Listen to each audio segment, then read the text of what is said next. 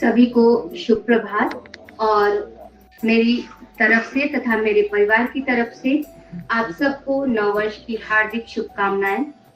सर्वसम्माननीय संस्थान के निदेशक महोदय, मंचासीन सभी सम्मानित व्यक्तित्व और मेरे दुख सुख के साथी हमारे सभी सहकर्मी और यहाँ उपस्थित हमारे सभी विद्यार्थियों एवं प्रशिक्षणार्थियों, मैं आप सबको बहुत बहुत आज के इस दिन की हार्दिक शुभकामनाएं प्रेषित करती हूँ, क्योंकि आज हम सभी यहाँ पर उपस्थित हुए हैं हमारे महान वैज्ञानिक, महान अन्वेषक, महान शिक्षाविद सर लुई ब्रेल जी की 217वीं जयंती मनाने के लिए। ये हमारे लिए बहुत ही सौभाग्य का दिन है और बहुत ही खुशी का दिन है कि आज हम सभी यहाँ पर उपस्थित हुए हैं।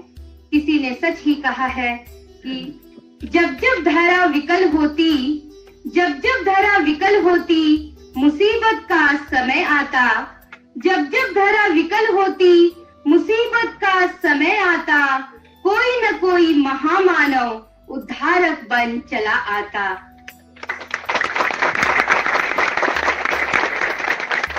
सचमुच जब दृष्टि दिव्यांग व्यक्ति एक अंधेरे की जिंदगी जी रहे थे, उन्हें पूछने वाला कोई नहीं था, उन्हें समाज में हेय दृष्टि से देखा जाता था।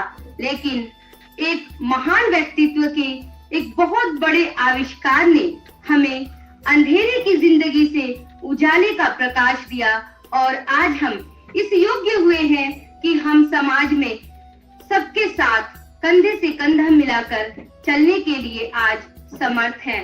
आज हम बात कर रहे हैं अपने माननीय सर्वसम्माननीय शिक्षाविद सर लुई ब्रेल जी की, जिनका जन्म 4 जनवरी 1809 को फ्रांस की राजधानी पेरिस से 40 किलोमीटर दूर एक छोटे से ग्राम कुबरे नामक ग्राम में एक मध्यवर्गीय परिवार में हुआ था।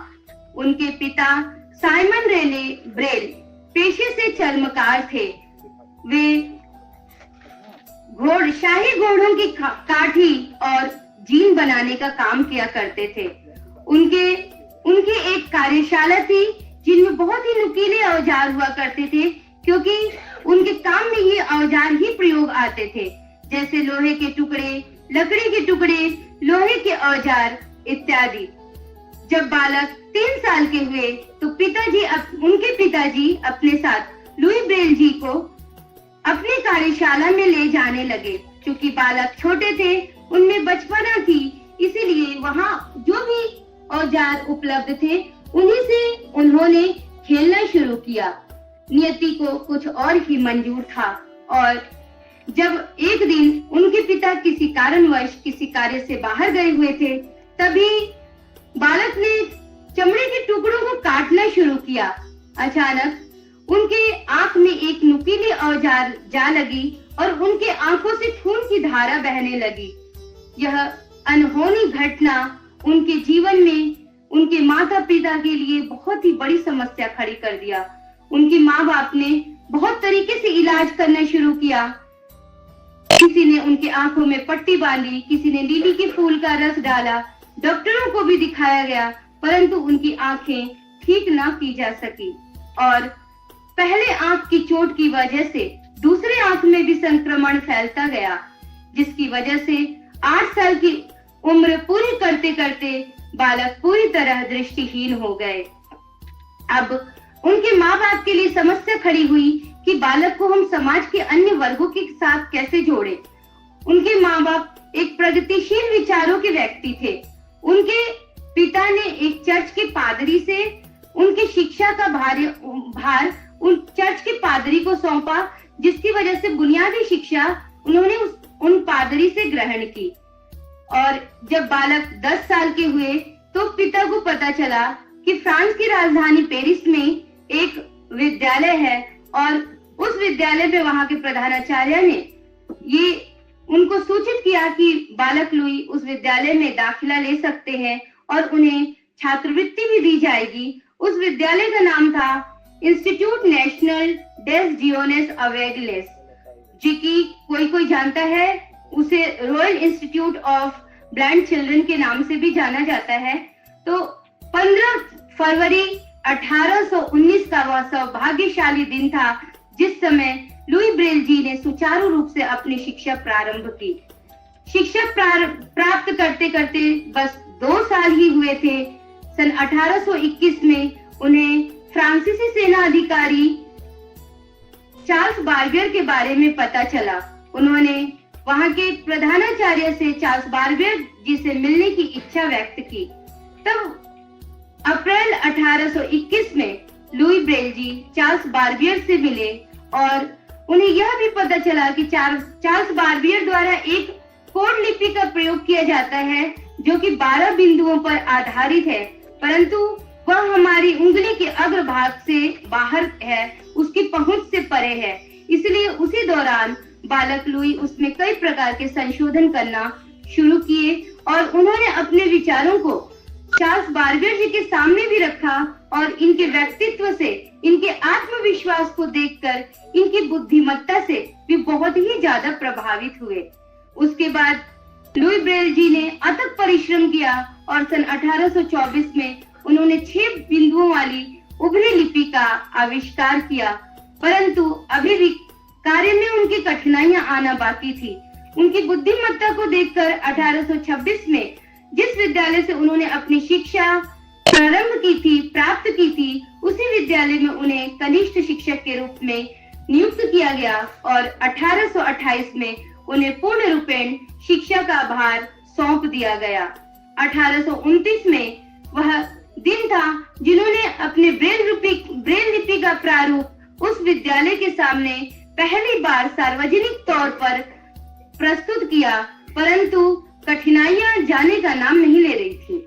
अभी भी उनके कार्य में बहुत सारी कठिनाइयां थी और फिर भी इतने अथक परिश्रम के बाद भी उन्हें सफलता नहीं मिली, क्योंकि सरकारी मान्यता अभी तक उन्हें मिलना बाकी थी। अतः उनके अध्ययन और अध्यापन कार्य में बहुत सारी कठिनाइयां आती थी। कभी कभी पढ़ाते समय उन्हें खांसी भी आती थी और 1835 में पता चला कि उन्हें ट्यूबरक्लोसिस नाम की लाइलाज बीमारी हो गई है। उस समय वह बीमारी बहुत ही लाइलाज थी, फिर भी उन्होंने अपने कार्य से मुख नहीं मोड़ा और दिन दुनी रात चौगुनी अपनी लिपि को विकसित करने में लगे रहे। और दिसंबर 1851 का वह दिन आया जब उस लाइलाज बीमारी ने लुई ब्रेल जी को बिल्कुल ही तोड़ डाला और उन्हें इलाज के लिए उनका इलाज शुरू हुआ और 6 जनवरी 1852 का वह दिन था जब इस महान व्यक्तित्व ने अपनी अंतिम सांस ली। परंतु इतनी 43 साल की छोटी अवस्था में उन्होंने इतनी मेहनत से इस लिपि को आविष्कृत किया जो कि हम जैसे लोगों के लिए एक प्रगति का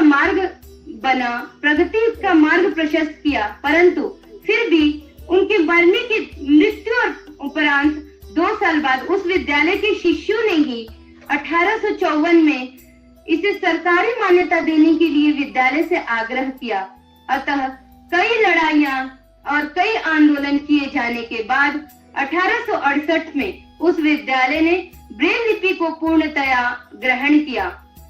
उनकी मृत्यु के 100 सालों बाद फ्रांस की तत्कालीन सरकार ने यह महसूस किया कि नहीं, इस ब्रेल लिपि की महत्ता दी जानी चाहिए, उस महान व्यक्तित्व का सम्मान किया जाना चाहिए। और जून 1952 में उनके सम्मान में फ्रांसीसी सरकार ने कई गोष्ठियां की और उसके बाद उनके देह के अवशेष को, उनके शरीर के अवशेष को वहां कुपरी नामक स्थान से लाकर वे पेरिस के पेंथियान में ले आए और वहां पर जहां महान व्यक्तित्व की समाधि है वहां पे उनकी समाधि स्थापित की और उनके हाथ को कुपरी नामक स्थान पर ही छोड़ दिया गया। मात्र वही एक ऐसे महान व्यक्तित्व है जिनकी 2-2 जगह समाधियां हमें देखने को मिलती है। ये हमारे समाज के लिए बहुत ही गर्व का विषय है। इसके लिए कई बार सरकार ने ब्रेल लिपि को उसके बाद वैश्विक मान्यता देने के लिए कई प्रयास किए गए, हम कैसे भूल सकते हैं सन 2009, जबकि पूरा विश्व लुई ब्रेल जी की 200वीं जयंती मना रहा था, तब भारत सरकार ने उनके नाम पर एक डाक टिकट जारी किया। 2019 में संयुक्त राष्ट्र संघ ने उनके सम्मान में इस दिन को विश्व ब्रेल दिवस के रूप में मनाने की घोषणा की।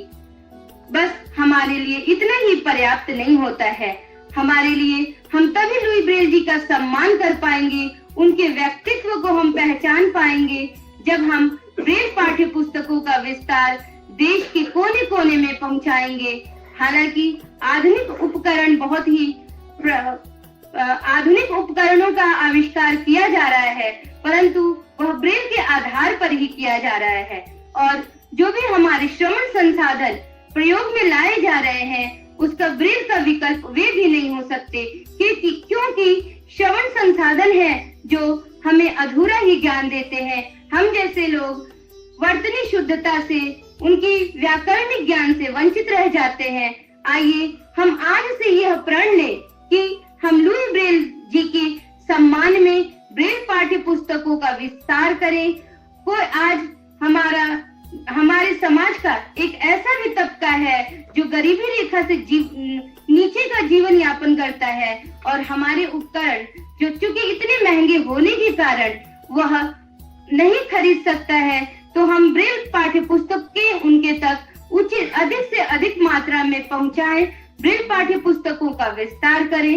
यह तभी संभव है जब हम अपने मन में ब्रेल के प्रति सम्मान लाएं, उसको समझें। आज मैं जब सुबह समाचार पढ़ रही थी तो मुझे बहुत दुख हुआ कि उस समाचार में एक भी हेडिंग लुई ब्रेल जी के बारे में नहीं था।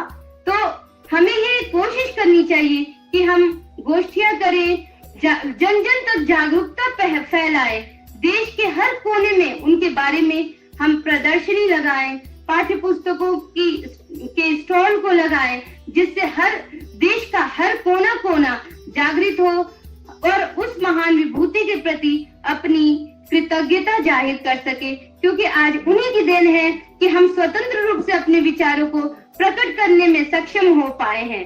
अंततोगत्वा मैं यही कहूंगी समाज से, उम्मीद करते हुए कि नहीं चाहिए दान तुम्हारा, नहीं चाहिए दया की भीख, नहीं चाहिए दान तुम्हारा, नहीं चाहिए दया की भीख, हमें चाहिए सहयोग और साथ तुम्हारा, जिससे हो जाए हम उत्कृष्ट। धन्यवाद।